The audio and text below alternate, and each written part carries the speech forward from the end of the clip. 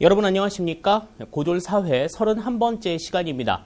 이 시간에는 지난 3시간 동안 우리가 같이 배워왔던 정치에 관한 8단원의 내용들을 문제풀이를 통해서 총정리해 보도록 하겠습니다. 오늘도 15문제 여러분들 앞에 놓여 있을 텐데요. 문제 미리 풀어보시고 저와 같이 해주시는 것 잊지 않으셨겠죠? 자, 그러면 1번부터 내용 살펴보도록 하겠습니다. 자, 첫 번째 문제입니다. 다음 글에서 설명하는 원리는 그랬어요. 자, 개인이나 집단의 이해관계를 조정하면서 국가 공동체의 목적을 실현하기 위해 국가가 행사하는 힘이다 그랬습니다. 그러니까 국가 공동체의 목적을 실현하기 위해 국가가 행사하는 힘, 그러니까 국가가 이 힘을 가지고 있다라는 거죠. 그걸 뭐라고 얘기하느냐? 집단 권력, 정치 권력, 시민 권력, 전체 권력 가운데에서 여기서는 우리가 이제 가장 많이 들었을 법한 이야기가 바로 이제 정치 권력이 되겠죠. 2번이 여기서는 정답이 되겠는데, 집단 권력이라고 하는 건 이제 그 권력 자체를 집단이 가지고 있는 거고, 그다음에 시민 권력은 시민들이 가지고 있는 권력이다. 이렇게 우리가 의미를 지을 수 있을 겁니다. 그런데 지금 여기서는 국가가 행사하는 힘이라고 이야기를 했기 때문에 여기서는 무엇보다도 이제 정치 권력이라고 보는 것이 바람직하겠다. 이렇게 여러분들이 정리를 해두시면 될 것 같아요. 그래서 1번의 정답은 2번이 되는 것 알 수 있겠습니다. 다음 2번입니다. 다음 중 밑줄칠 이것에 들어갈 말로 옳은 것은 그랬습니다. 밑줄이 지금 빠져 있는데 밑줄이 지금 여기 있죠?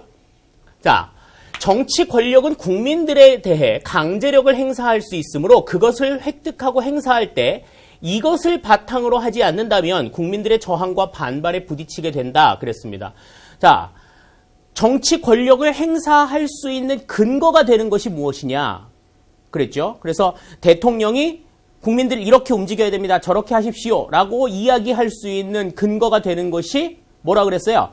국민들의 지지를 얻어가지고 선거를 통해서 뽑혔기 때문에 그 뽑힌 나를 지지해준 사람들이 이만큼이어서 선거에서 가장 많은 사람들이 나를 지지해줬기 때문에 내가 대통령이 될 수 있어서 그 권리를 바탕으로 해가지고 그 같은 권력을 행사할 수 있는 거다 그랬죠. 그러한 것들이 뭐라고 얘기했어요?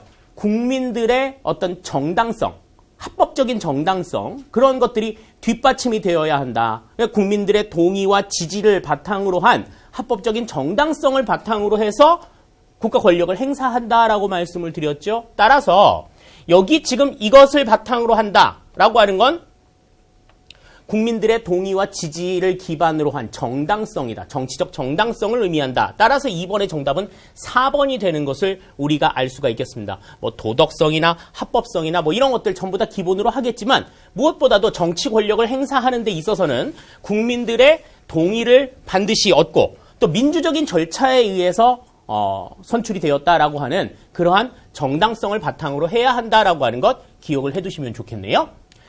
다음 3번입니다. 다음 글에 나타난 정치 사상은 무엇인가 그랬어요. 보기 내용 보시면 자연 상태의 불안전성에서 벗어나기 위해 시민은 계약을 맺어 국가를 구성하였으며, 자, 계약을 맺었다. 누구랑? 국가하고 계약을 맺었다는 거죠.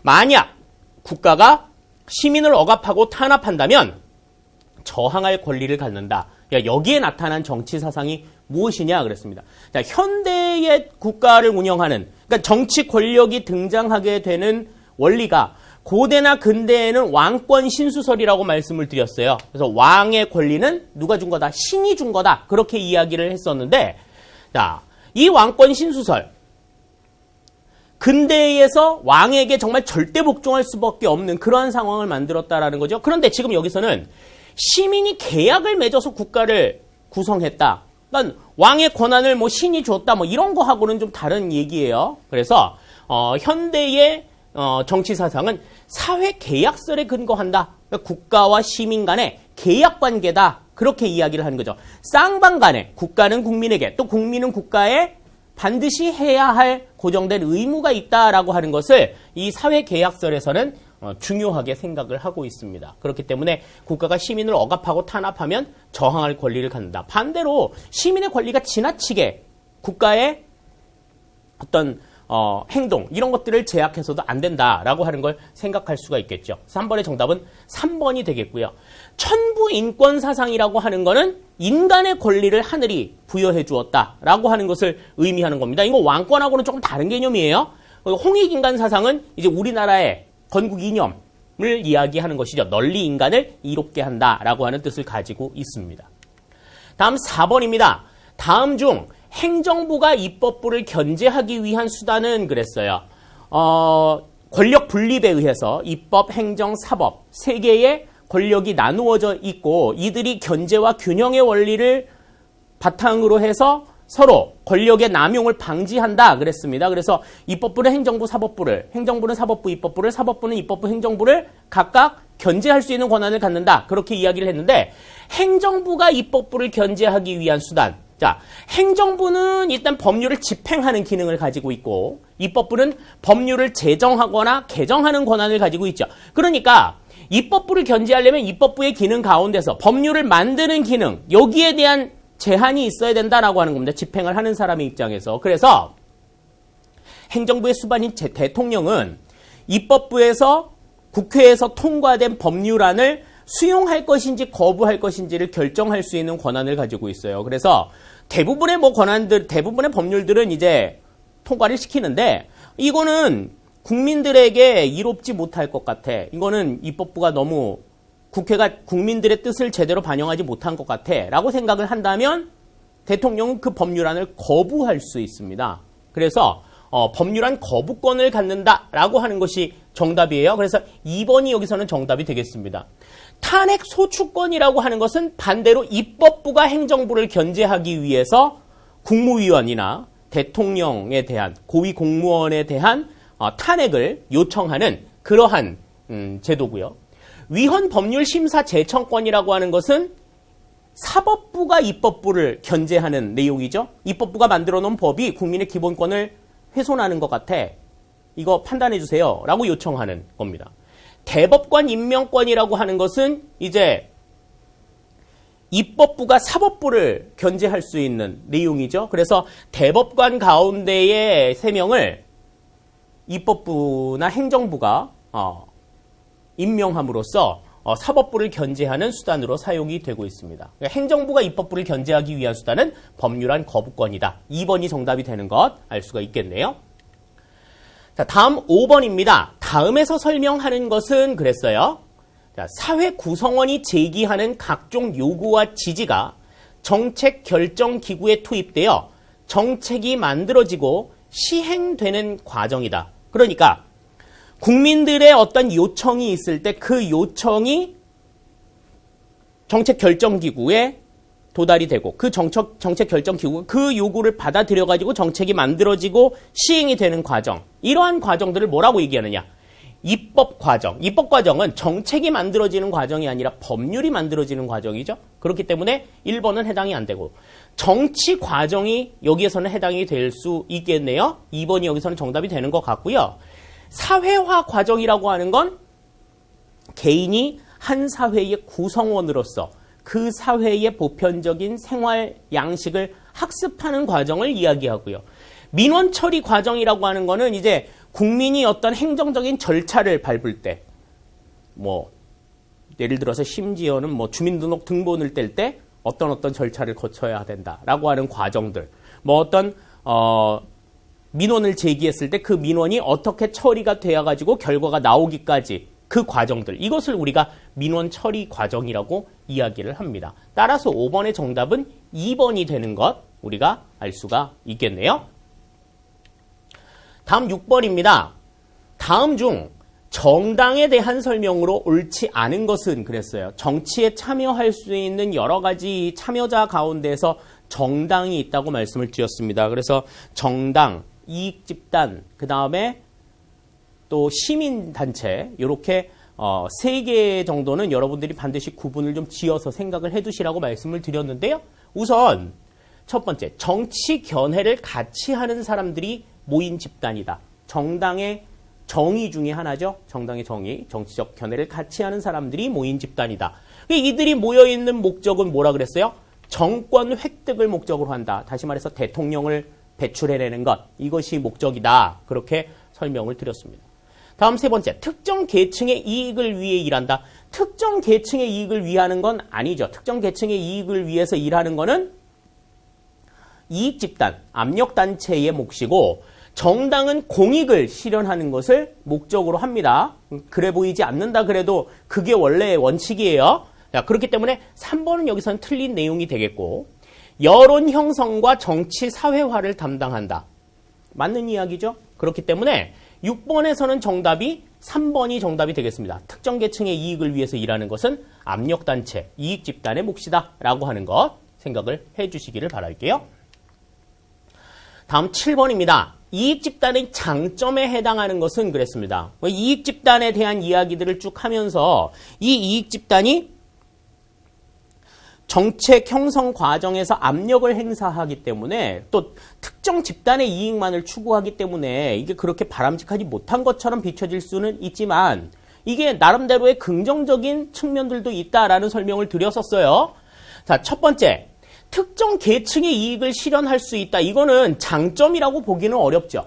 그냥 이익 집단의 본연적인 기능이다. 이렇게 볼 수가 있습니다. 자, 특정 계층의 이익을 실현하기 위해서 형성이 된 이익 집단의 장점. 그게 뭐냐는 거죠. 자, 두 번째, 다양한 사회 계층의 의견을 들을 수 있다. 그랬습니다.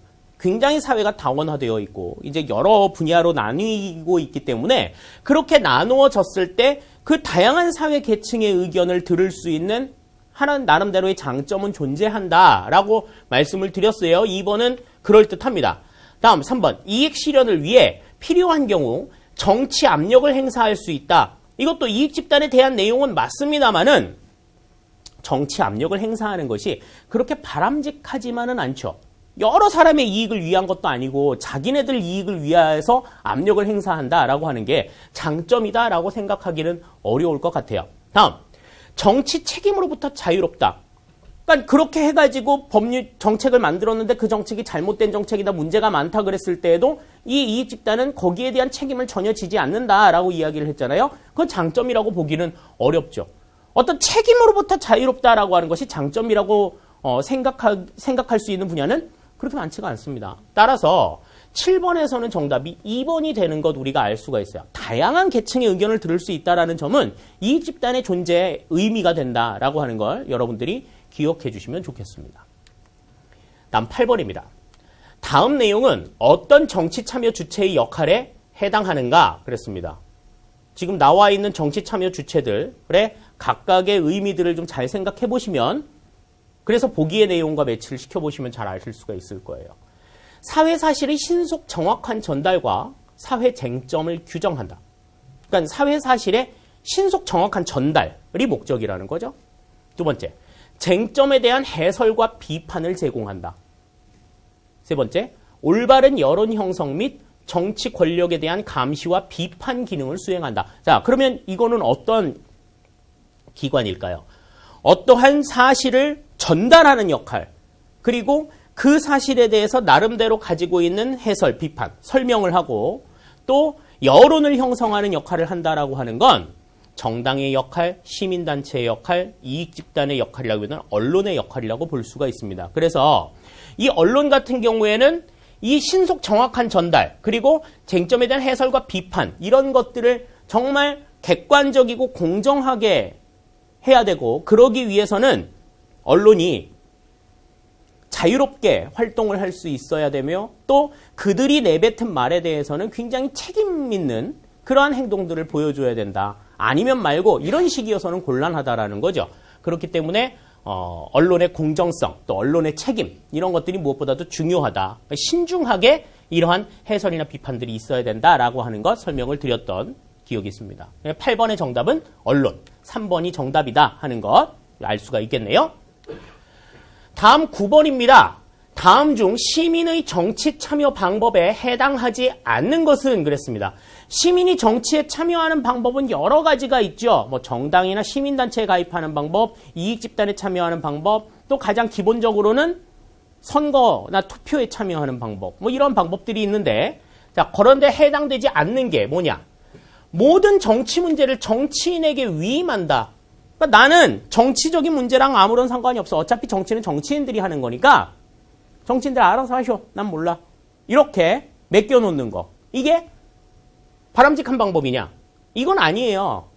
민주주의 국가라고 하는 건 물론 인구상 영토상 한계 때문에 간접적으로 대표에 의해서 정치가 이루어지기는 합니다만은 그 대표들이 자신들의 의견을 정말 제대로 정치 무대에 반영하고 있는지, 그 의견들이 반영이 되어가지고 법률이라든지 정책들이 나오는지에 대해서는 계속해서 관심을 가지고 있어야 돼요. 그냥 넘겨놓고 나 몰라라 이렇게 해서는 곤란하다라고 하는 거죠. 그렇기 때문에 1번은 여기서는 틀린 내용이라고 볼 수가 있어요. 선거나 투표에서의 주권 행사, 가장 기본적인 참여 방법이라고 말씀을 드렸습니다. 시민단체 및 시민운동 참여, 이거 뭐 지속적인 참여를 보장하는 내용이라고 그랬죠.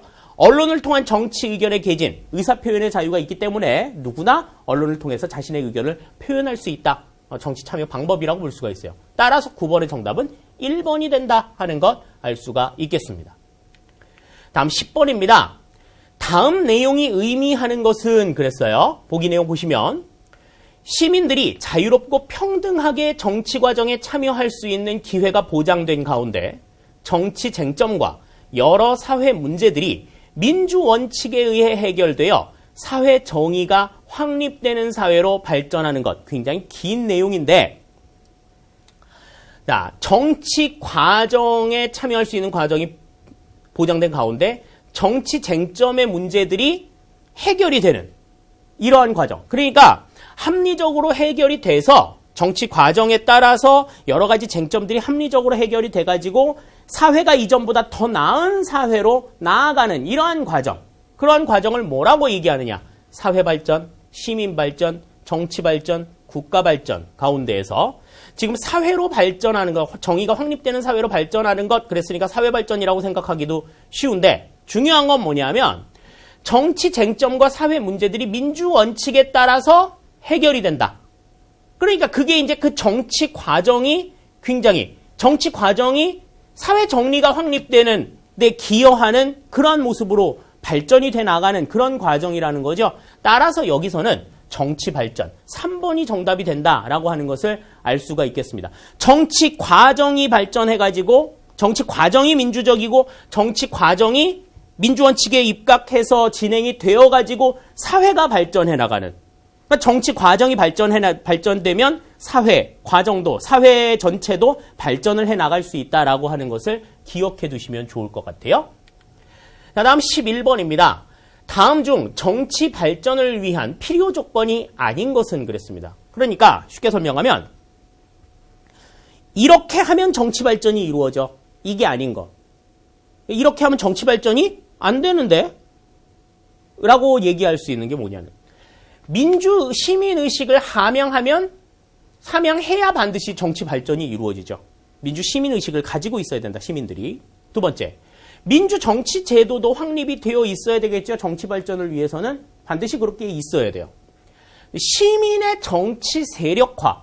시민이 정치 세력을 형성하지 않으면 정치 발전이 이루어지기 어렵습니까? 정치 과정이 민주 원칙에 따라서 이루어지지 않나요? 꼭 그래야만 되는 건 아니에요. 왜냐? 정치 세력은 이미 정당에 의해서 형성이 되어 있기 때문이죠. 굳이 시민들이 알아서 자신들의 이해관계에 따라서 항상 정치 세력을 형성해야지만 어떤 정치적인 쟁점이 해결이 되거나 그러는 건 아니라는 얘기죠. 그렇기 때문에 3번은 조금 거리가 있는 것 같고 사회평등의 진전, 정치 발전을 위해서 반드시 필요한 내용이라고 볼 수가 있습니다. 따라서 11번의 정답은 3번이 되는 것 우리가 알 수가 있겠네요. 다음 12번입니다.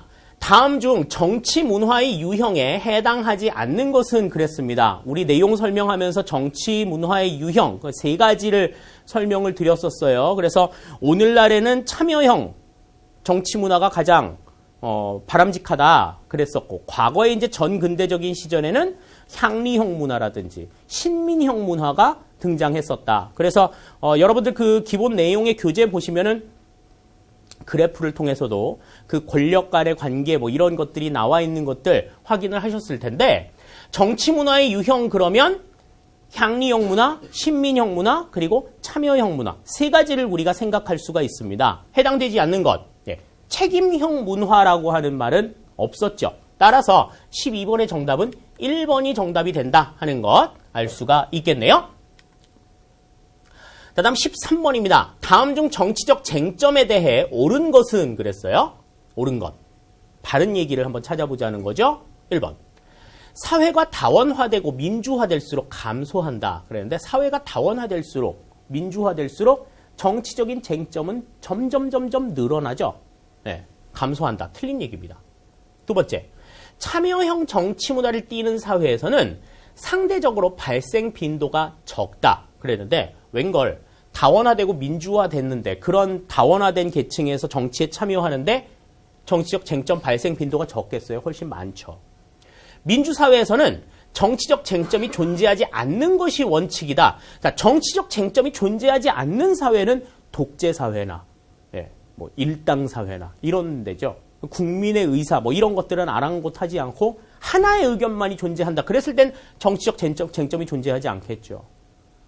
세계에 뭐 70억의 인구가 있어. 그러면은 각각의 사람들 전부 다 70억까지의 사람이 있다는 거잖아요. 그러면 어떤 하나의 상황을 보고 내세우는 의견들도 70억까지가 될 텐데 정치적 쟁점이 존재하지 않는다? 그것도 민주사회에서 이거는 틀린 얘기가 되겠습니다.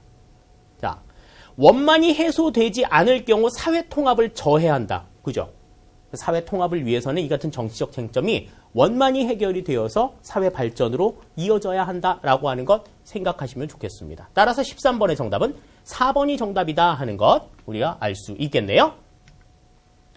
다음 14번입니다. 다음 중 참여형 정치 문화의 실현 방안이 아닌 것은 그랬습니다.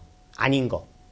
참여형 정치 문화가 아닌 거. 첫 번째, 준법 정신을 바탕으로 한 적극적 정치 참여. 있어야 되겠죠. 네. 다음 두 번째, 관용 정신의 배양. 관용 정신이라고 하는 건 뭐예요?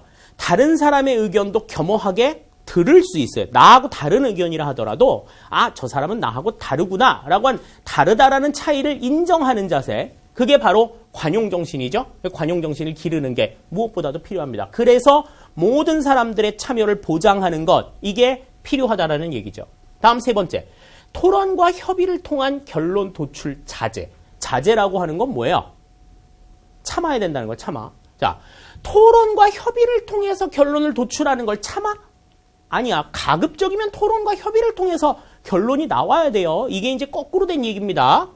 다음, 소수의 의견이라도 존중할 수 있어야 된다. 물론 민주사회에서는 다수의 의견에 따라서 정책이 결정이 되지만 소수의 의견이라도 존중할 수 있어야 한다라고 하는 것. 이게 참여형 정치 문화 실현을 위해선 필요한 내용이다 생각할 수가 있겠죠. 따라서 3번의 내용을 제외하고는 3번의 내용 자제란 말만 없어지면 맞는 얘기일 것 같은데 자제라는 말 때문에 3번이 여기서는 정답이 되는 것을 알 수가 있겠습니다.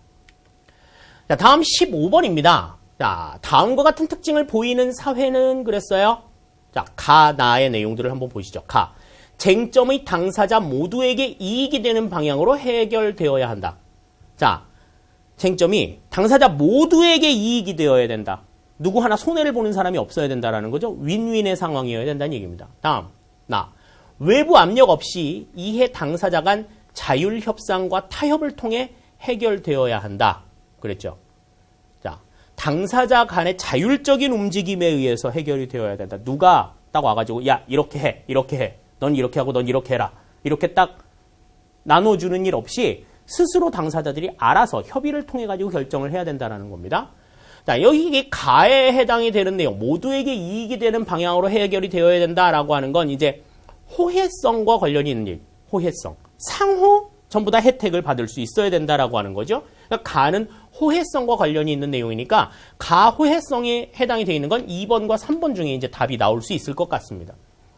다음, 외부 압력 없이 당사자 간 자율 협상과 타협을 통해서 해결하는 것, 이거는 합법성이라고 보기는 없죠. 합법성은 이제 법 테두리 안에서 이루어져야 되는 거고, 그러니까 민주성이 여기서는 정답이 되겠죠. 따라서 15번의 정답은 2번이 된다. 이렇게 우리가 생각을 하실 수 있을 것 같습니다. 자, 이렇게 해서 우리가 이제 8단원의 문제들 전체 다 한번 살펴봤습니다. 정치라고 하는 것이 그렇게 뭐 어려운 것만은 아니에요. 막 어렵다라고 생각하니까 어려운 거지. 우리 일상생활에서 이루어지고 있는 모든 어떤 의견 교류라든지 또 이해관계의 어떤 조정 이런 것들이 전부 다 정치 과정에 해당이 되는 것이다라고 여러분들이 생각을 하시고 정치인들만의 영역이다 이렇게 생각하지는 않으셨으면 하는 바람을 갖습니다. 그런 관점에서 내용을 보시면 내용이 조금 더 좀 피부에 와닿지 않을까라는 생각을 가져보네요. 틀린 문제들은 왜 틀렸는지 다시 한번 꼭 점검해 주시기를 바랄게요. 9단원의 이제 다음 시간에 볼 내용은 경제와 관련된 내용들이 있습니다. 이 경제와 관련된 내용들은 또 나름대로의 또 조금 묘미들이 있어요. 숫자는 조금 어려운데 이렇게 생각하시는 분들이 있을는지 모르겠습니다만은 그렇게 막 숫자를 미주알 고주알 따지는 수학적인 내용들은 그렇게 많지가 않습니다. 그러니까 가벼운 마음으로 차분하게 한번 읽어보시고 다음 시간 같이 해주셨으면 좋겠네요. 네, 수고하셨습니다. 감사합니다.